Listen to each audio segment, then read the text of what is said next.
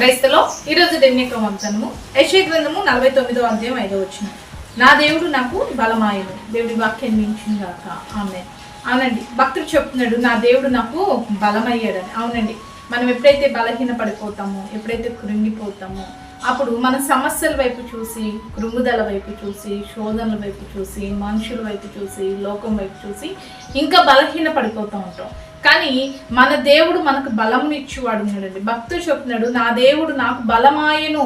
నేను ఎప్పుడైతే బలహీన పడ్డానో నా దేవుని బట్టి నేను బలం తెచ్చుకున్నాను. అవును, ఈరోజు నువ్వు ఏ విషయాన్ని బట్టి బలహీనతకు గురవుతున్నావో, బలహీనుడు అయ్యావో, బలహీనురాలు అయ్యావో, అది ఎలాంటి సమస్య అయినా, ఎలాంటి శోధనైనా, ఎలాంటి ప్రతికూల పరిస్థితి అయినా దాని వైపు చూడకు. నువ్వు బలహీనురాలు అవుతావు, బలహీనుడు అవుతావు.